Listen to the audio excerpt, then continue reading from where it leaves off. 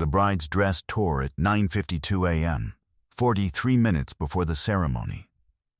It tore along the left side seam, from the hip to 6 inches below the waist, a clean split where the French lace overlay had been attached to the satin, underlining with thread too fine for the tension of the corset beneath it.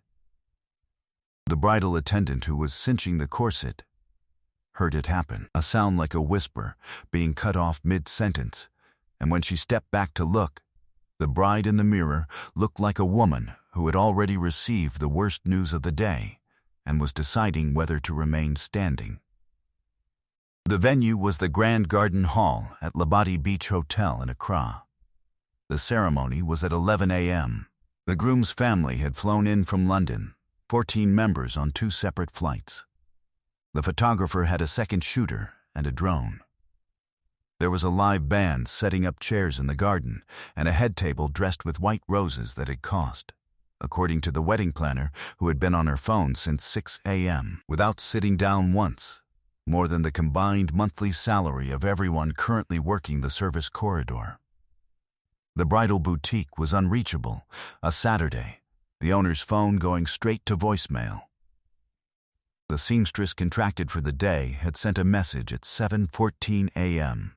saying she had food poisoning and would not be coming. The wedding planner had already tried 4 other numbers when the bride sat down on the velvet chair by the window and pressed her hands flat on her knees and went very still. It was the hotel's events coordinator, a woman named Pauline, who remembered the woman with the basket on the service road. She had seen her that morning at just past 7 a.m., arriving with a woven basket covered in blue cloth, the kind of basket that meant tools and work rather than food or trade. She had been setting up at a small folding table near the rear entrance, and Pauline now recalled a handwritten card propped against a large spool of thread, alterations and repairs. Same day, fair price. Pauline had barely looked at her then. She had not needed her then. She ran back through the service corridor now and out the rear door into the morning heat. The woman was still there, at the far end of the service road, in the shade of a bougainvillea that had pushed through a gap in the perimeter wall over what must have been many growing seasons. She was sewing something when Pauline arrived, bent over the work with the particular stillness of a person for whom concentration is not effort, but simply the natural state of being. Pauline stopped in front of her, and the woman looked up without startling, as though she had heard the footsteps some distance back and decided to finish the stitch first. She was somewhere in her mid-50s, slight, with a face that had been made angular by time, and high cheekbones, and whatever the years require of a person who has stood in front of them, without flinching. She wore a pair of reading glasses at the end of her nose, held there by a cord she had stitched herself from a strip of kente printed fabric, yellow and black and green. Her lapa was brown and gold, pressed without a single horizontal crease, which was not a small thing on a Saturday morning on a hotel service road in an Accra November. Her hands, Pauline noticed when she set down the sewing and looked up properly, were hands that had been at this for a very long time. The knuckles were slightly swollen. The skin at the fingertips was dense and smooth the way skin gets when it is pressed against a needle so many times that it has simply changed its texture in response. She told Pauline her name was Chidinma. Just the one name. She offered it without the surname, the way people offer what they have learned over many years to hold back. Pauline explained the situation quickly. The dress, the tear, the time. Chidinma listened without interrupting and did not ask about payment. She stood, gathered her basket, and followed Pauline through the rear door without another word. The bride's name was Serwa Mensah. She was 31 years old, the third daughter of a retired civil servant from Kumasi and a mother who had sewn all 3 of her daughter's school uniforms from scratch every September until the youngest turned 16, sitting at an old Singer machine in the back room with pattern paper spread across the floor and pins in her mouth. doing it the way she did all difficult things, methodically, without fanfare, with results that lasted. Serrois had been measured for her wedding dress by an atelier in East Legon, a 4-month process that had required 6 fittings, and had cost 8,400 setties, and had produced a gown that was, by any measurement that mattered, the most beautiful thing she had ever worn. The French lace overlay had been sourced from a supplier in Lyon. The satin underlining was a specific shade called champagne blush that had taken the atelier 3 weeks to source at the right weight. She was not, by nature, a woman who frightened easily. She had defended her master's thesis in public health at the University of Ghana at 8 months pregnant, standing at a lectern for 40 minutes with her notes on paper because she did not trust herself to manage slides and the discomfort simultaneously. She had buried her father 2 years ago without being able to cry in front of her mother because her mother needed someone to be steady, and Serrois had decided at the graveside that this was her job today. She had put on her shoes every morning for 6 years in a row, regardless of what the previous night had required of her. But sitting now in the bridal suite, with the dress torn and 38 minutes left before her ceremony, and the faces of 14 people who had flown from London waiting in the garden below, she was not frightened so much as very, very tired in the specific way that comes when you have held everything together for a long time, and one thread coming loose feels like a comment on all the other threads. She looked up when Pauline brought Chidinma through the door and said nothing. She looked at the woman's basket and said nothing. She looked at her hands. Then she stood, carefully, holding the torn side closed with one hand, and said, "Can you fix it?" Chidinma moved to the dress without answering. She looked at the tear without touching it for a long moment. Her head tilted slightly. The reading glasses pushed a fraction higher on her nose. She turned the lace overlay outward with one careful finger to see where the original stitching had pulled. She looked at the underside of the lace where it met the satin. She stood back. "Sit down," she said. She opened the basket. What was inside it was arranged with the precision of a person who has never had the luxury of disorganization. Thread in 14 colors, sorted from ivory through to cream through to off-white through to champagne, housed in a flat wooden case with small individual channels that had been built specifically for this arrangement, built by someone else a long time ago. Needles in 4 sizes in order of gauge, laid in a strip of felt, a small pair of embroidery scissors with handles worn to the exact smoothness of her grip on the inside, a folded square of white muslin, a short length of boning, and a curved upholstery needle she had brought, because she always brought what she might need rather than what she already knew she would need. She selected 2 threads, an ivory and an off-white, and threaded both needles before she had spoken again. The bridal attendant stood near the vanity. The wedding planner appeared in the doorway, looked at the clock on her phone, looked at the seamstress, looked at the clock again. "How long?" she said. Chidinma examined the tear with the reading glasses at the end of her nose and said, without looking up, "If you stand in the doorway, 30 minutes. If you stand over me, 45. Your choice." The wedding planner stepped into the corridor and stood there. Serrois, despite everything, almost laughed. Outside the bridal suite windows, the garden at Labadi Beach Hotel was already filling. White chairs in rows, a string quartet warming up near the arch, the sound drifting up through the glass in fragments. 4 notes, a pause, 3 notes, a pause, the way musicians sound before they have committed to a thing. The drone operator was walking the perimeter with his controller. The head table stood in the shade of a canvas structure strung with white roses and eucalyptus that moved slightly in the wind off the beach, and in the movement of the leaves there was the smell of the ocean. Salt and distance. The kind of smell that arrives at certain moments and belongs only to them. Inside the suite, None of this registered. There was the dress. There was the woman with the basket. Chidinma worked in a way that was difficult to watch and not watch. Her hands moved with the particular speed of things that have been done 10,000 times, not hurried, but compressed. All unnecessary motion worn away by repetition until what was left was only what the work required. She understood the construction of the dress within the first minute of working it. The original seamstress had used a single run of thread at the lace attachment, where the tension of the corset demanded two, not sloppiness, a miscalculation about the physics of the corset's pull. Chidinma added the second thread now, working backward from the worst point of the tear outward in both directions, reinforcing the attachment as she went, retensioning the lace so that it settled back against the satin with the easy authority of something that had always meant to lie there. She did not rush. She did not hesitate. Her breathing was even.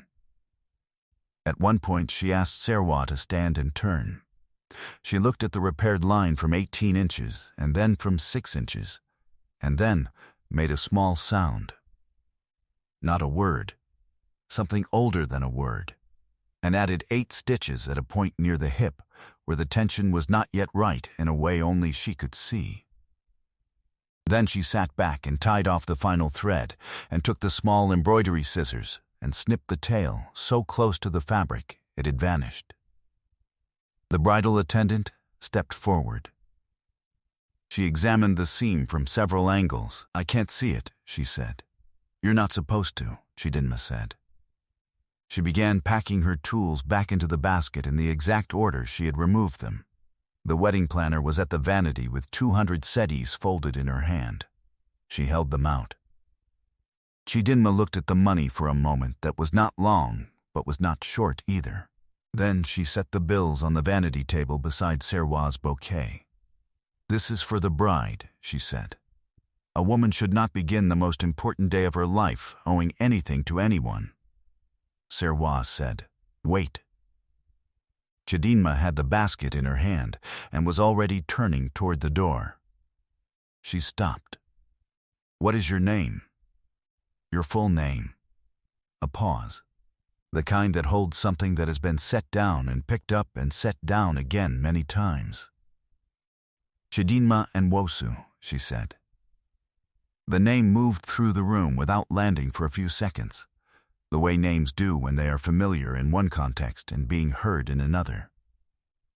It was Pauline who made the connection first. "And Wosu," she said. "Like the family on Abalenque Road?" Chidinma did not answer. She walked out the door. What Pauline did not tell Chidinma before she left was the name of the groom. It was not secrecy. It simply had not occurred to her that it was relevant information. She watched Chidinma walk down the service corridor with her basket, and she went back inside to begin the sequence of tasks that would move the next 31 minutes toward the ceremony. She told Serwa the seamstress's name while she was pressing the cool cloth to the back of Serwa's neck. It was a small piece of information offered as the kind of closure you give a person who has just been through something, an ending to one story before the next one begins. She said Chidinma and Wosu. She said she was from the service road outside. She said she had left the money on the vanity and simply gone. Serwa sat with the cool cloth against her neck and the name in her chest. She knew the name. She knew it the way you know names that live in the same household as a wound, not from being introduced to it, but from hearing it arrive and depart a particular conversation, always freighted, always with the slightly altered quality of something being carefully carried.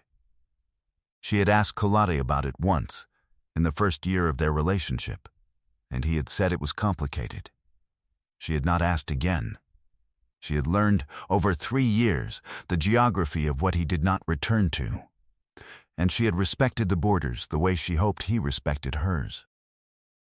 She was sitting in her repaired dress, 4 minutes before she needed to begin moving toward the garden, knowing that the woman who had fixed it was his mother.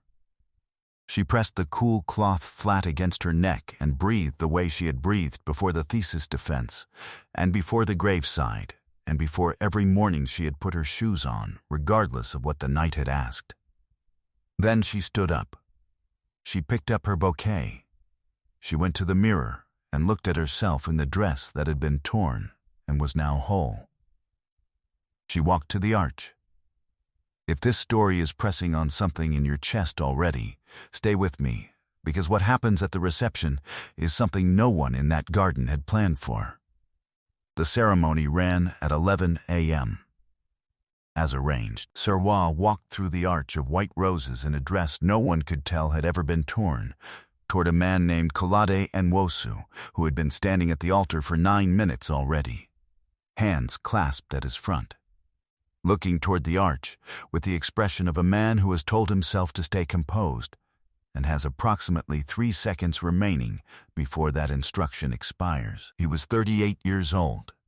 He had the build of someone who had once been athletic and now simply carried himself carefully, the way men do when they have decided that the body is a tool and should be maintained. He ran a freight and logistics company that had been his father's before it was his, and his grandfather's before it was his father's. A company that had operated on Abalengpe Road in Accra for 41 years, and that moved goods through the port of Tema and the Kotoka International Cargo Terminal, and that had, in the year before Kolade fully took it over, employed 63 people, including the driver Yaw and the 2 women in the accounts office, who had been there since before Kolade could drive. He wore his suit without looking at it, which was not negligence, but comfort. The suit fit him the way clothes fit a person who has worn the same quality of garment for long enough that it stops requiring attention. He watched his bride come through the arch, and his face did precisely what he had been trying to prevent it from doing. He was, by all the measurements that showed in public, a contained man. He did not raise his voice at the office. He did not discuss the personal dimensions of his life with colleagues or clients or the board members who had joined the company in 2019 after the restructuring.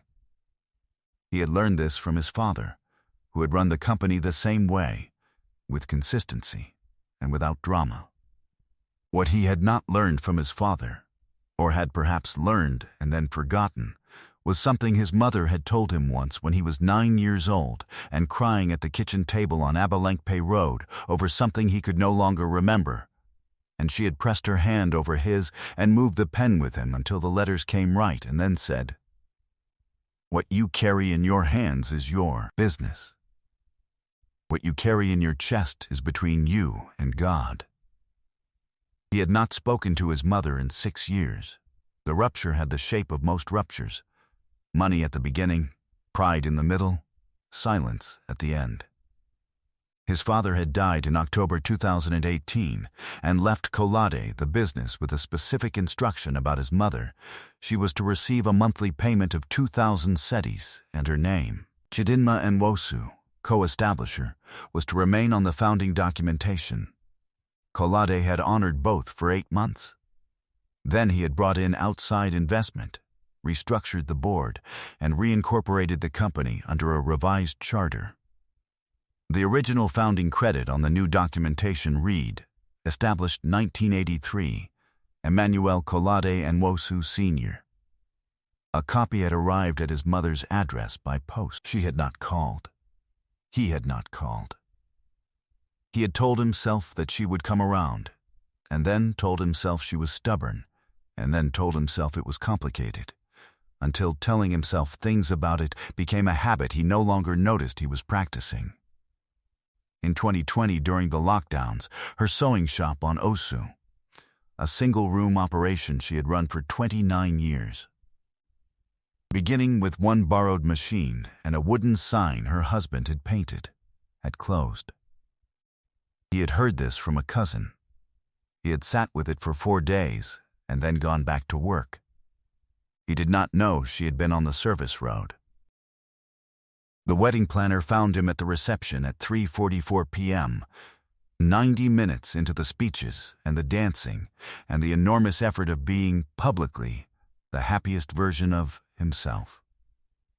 She told him quietly, while his attention appeared to be elsewhere, what had happened that morning. Who had come with the basket? Who had fixed the dress? What had been said about the money? She had been gone before the ceremony, before the signage with the groom's name was visible from the service entrance. She had fixed the dress of a stranger at a wedding she did not know was her son's, and then declined the payment and left. Colade sat with a glass of water in his hand and did not drink from it for some time. Serrois had already been told. Pauline had told her before the ceremony, in the quiet minutes after Chidinma had gone, while the attendant was pressing a cool cloth to the back of Serrois' neck. Serrois had sat with it through the ceremony. She had walked through the arch of roses knowing. She had stood beside him and said the words, and meant them, and also carried this, quietly. The way she had learned from watching her own mother that the most important things are often carried quietly. She put her hand over his at the table. She put the money back, Serrois said. She fixed my dress, and she put the payment back, and she left. On your wedding day, without knowing it was yours. She held his hand. Colade, he looked at the garden. The band was playing something slow. His 14 relatives from London were at the long table, eating and laughing and intermittently watching the dance floor where 2 of his cousins were attempting something ambitious. His new wife was holding his hand with both of hers and looking at him the way she had looked at him the first time she understood, 3 years ago, what kind of person he was underneath the management of it. 6 years, he said. It was not a defense. It was an accounting. Yes, she said. 6 years.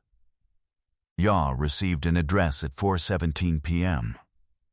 Colade was gone for 22 minutes. He came back and sat down, and the reception continued around him, and he was present for the rest of it. Laughed when it was time to laugh, danced when Serrois pulled him up, thanked his family from London with the handshakes and embraces they had crossed the distance for.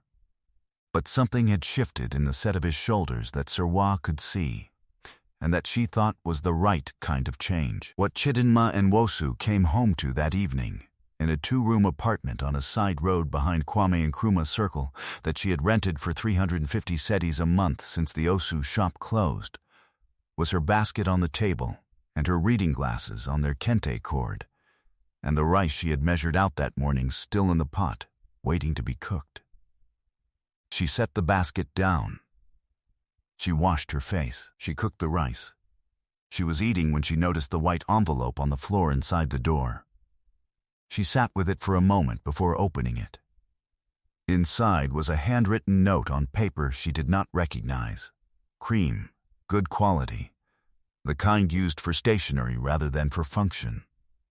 6 words, in handwriting she would have recognized on any surface, in any light, in any city in the world. She had pressed her hand over that hand and moved the pen with it until the letters came right.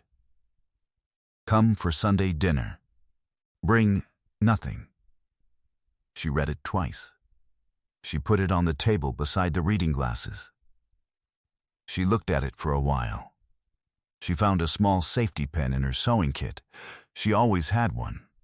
She had always had one her whole life, the way her mother had always had one.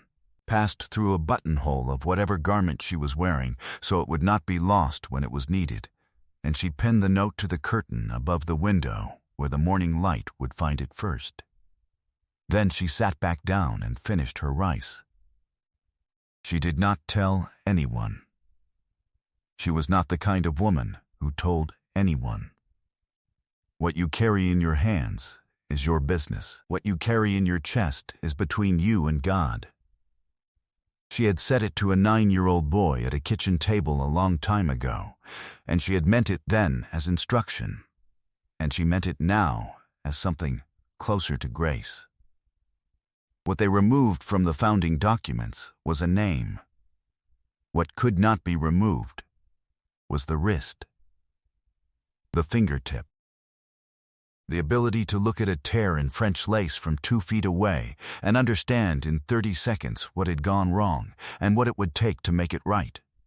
because you have been reading what is broken since before the person who broke it was old enough to read anything.